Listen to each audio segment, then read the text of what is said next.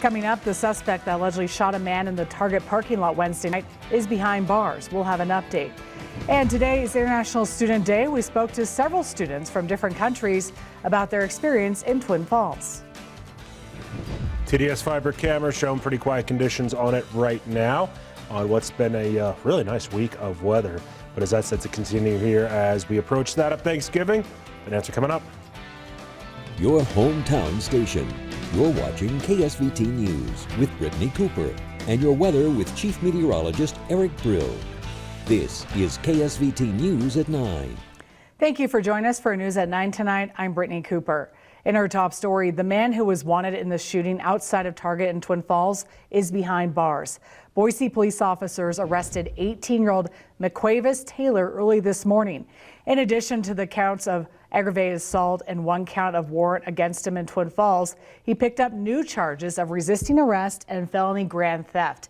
Due to the latter charge, he is unable to be released from custody. His bail total is also over $1 million.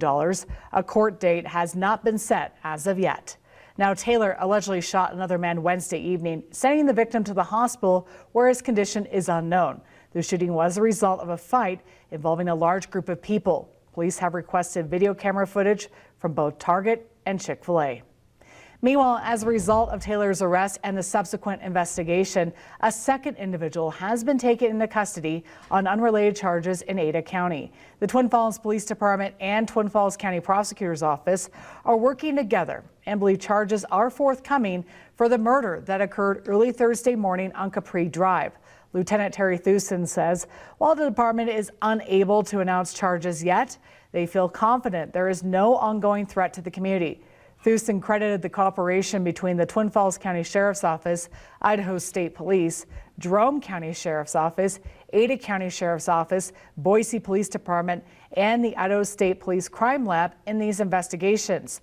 Now, to recap on the incident, 32-year-old Freddie Rodriguez heard a disturbance outside his home early Thursday morning. As pictured here, he was shot and killed while confronting the suspect. The suspect then fled the scene. Rodriguez was married and a father of 3. A GoFundMe page has been started by his friends and family. The Rodriguez family, though, asked for the public's respect in their privacy at this time. Now, your KSVT First Forecast with Chief Meteorologist Eric Brill. Pretty nice weather conditions around southern Idaho today. As temperatures not quite as warm as what we had seen as of late, but still above average. 57 for Jerome and Twin, 58 for Burley, and 50 for an afternoon high for Haley. Actually, it has cooled down since then. Last check here at the station, we were at 41 degrees on the nose, 39 for Burley, 34 for Haley, while Jerome checks in 10 degrees warmer than that, and it is an even 40 for that's of the airport in Twin Falls. Satellite radar does have a little bit of clouds coverage moving itself from the south to the north here. This does look to be fair weather cloud coverage here as we head through the overnight hours, but there will be some showers eventually returning here, albeit more so for tomorrow night than anything else. I'll talk more about that and the rest of the 7-day forecast with your hometown forecast coming up here at 9:16. Brittany, back over to you. All right, thank you. Today is International Students Day. In honor of today, our reporter Matane Arue went to the College of Southern Idaho to see what resources are available. CSI houses people from 23 different countries speaking 20 different languages. These international students have the International Student Office, where students can get information on classes to take, visa counseling, airport pickup, and other services that aid them during their studies in the U.S. International Student Coordinator Calvin Armstead explains how the office helps with sorting out documents and finances. Documents that we have to verify that are true and correct, and then there's the financial part. We have to make sure that the international students are coming over here, they have the funds to succeed while they're going to school here. These students also get to know other students like themselves, which helps them not to feel alone. International student Sophia explains about how the college helps them connect with other international students. We had international meeting. I think it helped us a lot because we saw people who also are international students. As to adjusting to the U.S., the international students are placed with American students to help them flawlessly integrate themselves into American life. Armstead explains CSI's philosophy with making the students' adjustment easier. We decided that it'd be best fit for them to be in the dorms. That way they can be with American students of their own age and help them, adjust to American life. In Twin Falls, Maitana Rue, KMVT News. The Twin Falls Public Library has been working on creating a mural for a wall inside the teen section. The mural has been in the works for the past few weeks and is finally finished. The library held weekly events where they invited teens and a few middle school classes at St. Edward's Catholic School all to work on the mural. The project idea actually launched at the end of summer, and after a hiatus, the library finally finished the project. Each teen received a hexagon-shaped canvas where they got to draw and decorate any way they wanted. Each hexagon was then placed together and displayed on the wall for everyone to see. One thing that I've been wanting to do for a while is create a mural for the teen room.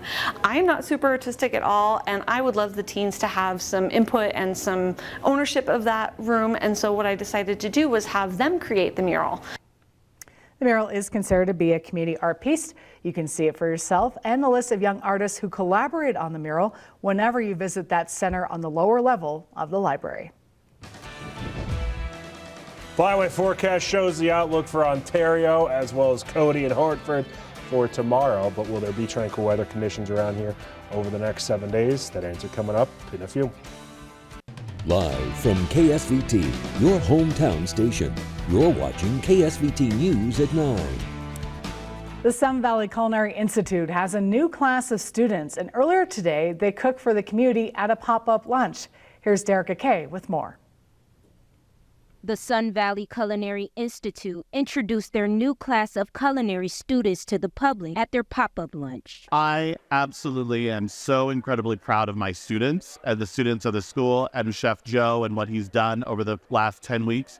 These students, from where they were 10 weeks ago to where they are now, have transformed. The class of 2024 consists of 5 student chefs, and their final for the semester was to prepare a delectable 3-course lunch for the community. Today's menu is pretty interesting. We have butternut squash soup.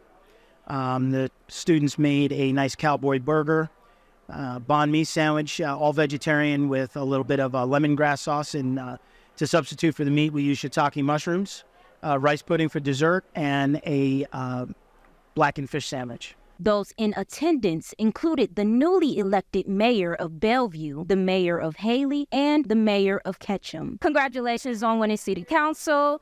What brought you out here today outside of just getting familiar with your constituents? What made you support the Culinary Institute today? Peter was the one who originally invited me, but then Carl also gave me another opportunity to be up here and just the chance to see what the food they're making. I know we have some kids in the program from Bellevue, so to support them and just congregate with my fellow mayors. All meals were $25 and packed as a take-home order. All money collected for the orders goes straight to the school's fund to help the students. The Sun Valley Professional Student Fund is our scholarship fund. It also helps cover the cost of housing. So what we do is we collect funds through donations and various charitable events throughout the year. Then that's what we use to help offset the costs of our students. After today, all 5 students will work externships over the next few months. They will return to school for their next instruction block in March of 2024. In Sun Valley, Derica Kay, KMVT News. Coming up, did you know it's Diabetes Awareness Month? How you can protect your health after weather. Time lapse over at the Perrine Bridge and pretty quiet activity throughout the span of the day. I do think we'll see some changes arrive, though, over the next 24 to 36 hours. More on that coming up. And now, your KSVT hometown forecast with Chief Meteorologist Eric Brill. Well, weather conditions around southern Idaho were pretty nice today, but there are changes on the way here as we start to roll into the weekend. Most of Saturday does look to be fine. Let me preface everything by saying that. If you have any sort of outdoor plans for tomorrow, there's a small chance of a shower during the afternoon and evening hours. But ultimately, the best chance of rain is going to literally be after midnight as we transition from Saturday into Sunday. A couple areas of low pressure, both to our west, one to our northwest, one down to our southwest, going to kind of combine together near us. And that is going to crank up the winds around southern Idaho here for the back half of the weekend. Can't really, you know, it's tough as far as what I do because you always want to kind of make quote unquote a big deal out of things, but not too much where it becomes dramatic. But I do think we're going to see some pretty windy conditions around southern Idaho as we transition into Sunday, in which there is a wind advisory in place for Twin Falls, Gooding, and Jerome counties from 8 a.m. on Sunday through 11 p.m. on Sunday. So be prepared for that for Sunday. It's going to be one of the windier days that we've seen here in a little bit. Sustained winds in the 20 to 35 mile per hour range with some 50 mile per hour gusts are a possibility here. So in the grand scheme of things, this is going to be just kind of a classic windier day throughout southern Idaho. But just because we haven't seen some stronger winds in a while, kind of the reason why I'm emphasizing that right now. Futurecast here during the overnight hours. There's not much going on, but there is cloud coverage starting to swing back into the region here by 9 a.m. tomorrow morning. If you're headed out and about, the weather shouldn't be giving you any sort of issues really to speak of.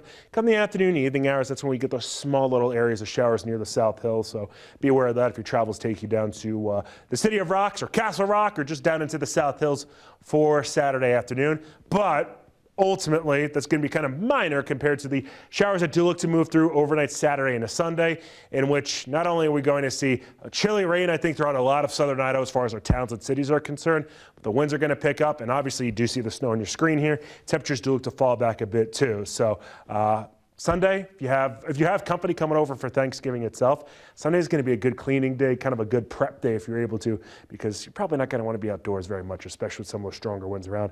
And as a reminder, those yellow lines or yellow arrows do represent forecasted sustained winds over 20 miles per hour, which we'll see for a lot of the day on Sunday. Saturday, though, I think that'll be fine. 47 for Ketchum, 48 for Haley, 52 for Cary. Late showers expected, but that's really going to be after sunset. Northern Magic Valley, middle to upper 50s, and well, it will be a little bit cooler than what we did see today on the past few days, and cloudier, but overall still pretty fair. Into Twin Falls County, middle to upper 50s, enjoy the warmth where you can.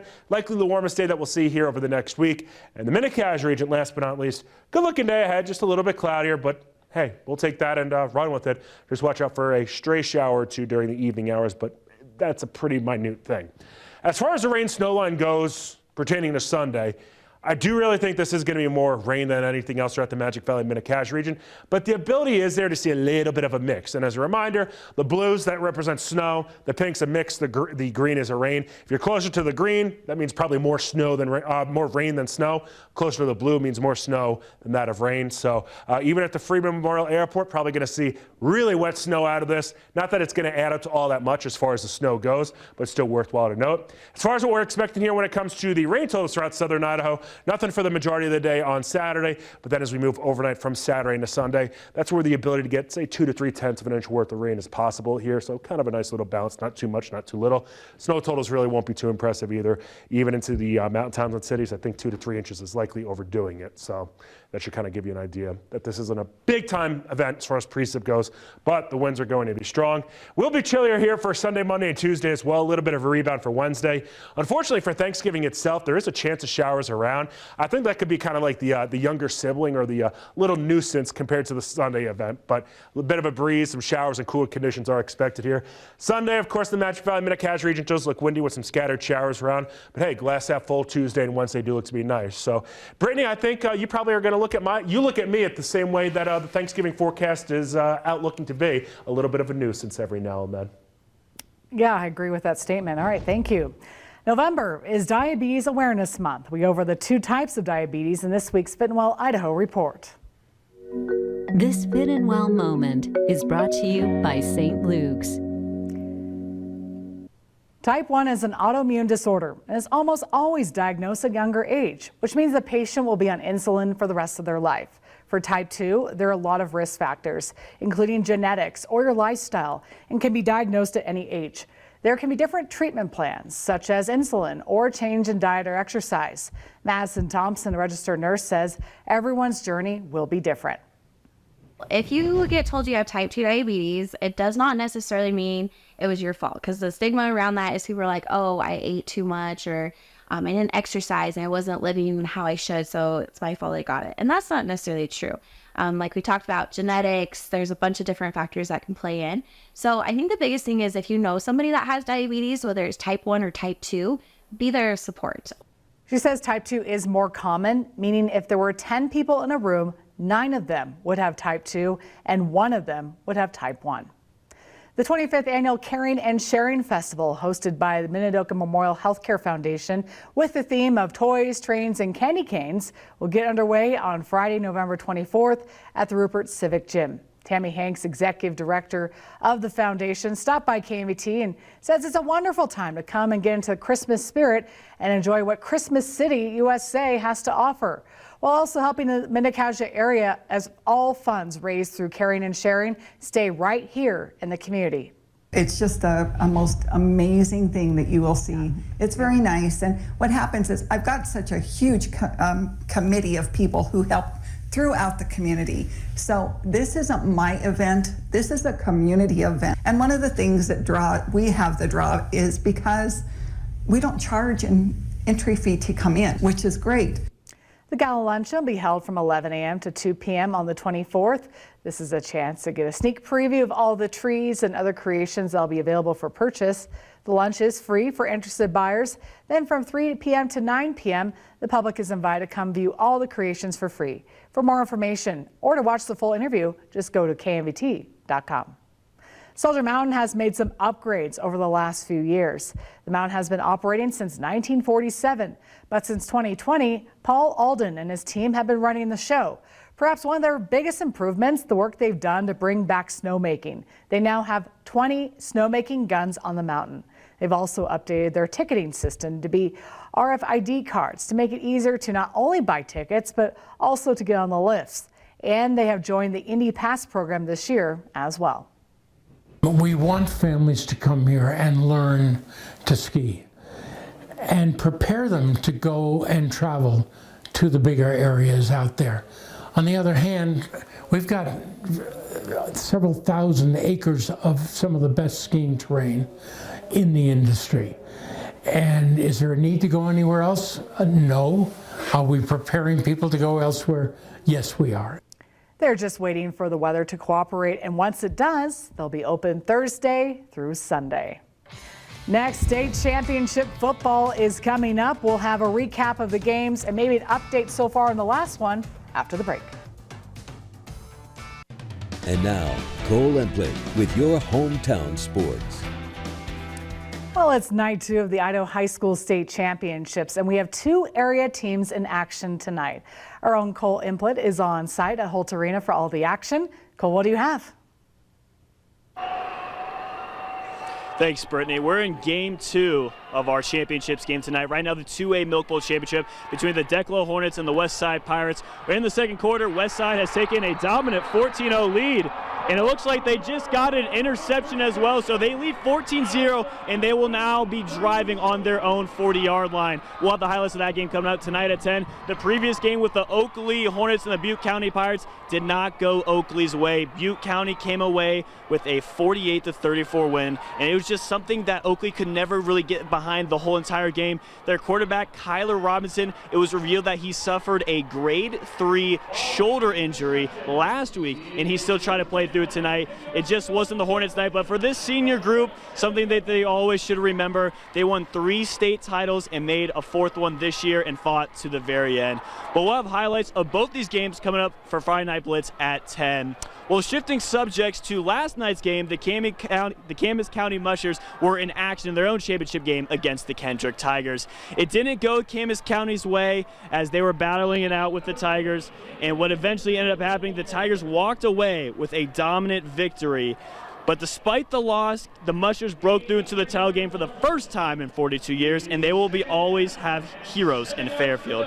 The Mushers fell at the hands of Kendrick 68-0, and even though it was a 7-hour drive from Fairfield, a legion of fans, which was greater than town population of 461, showed up. And that doesn't even include the hundreds of others that helped send the Mushers off to the tournament a few days ago. The whole main street, our main street's only a couple hundred yards long, and entire Main Street was lined up with folks sending us off. All the road and bridge, all the fire department had all their equipment flashing, and we had tremendous support. And so this whole team, this whole town's came out, and everybody's a musher till the day they die.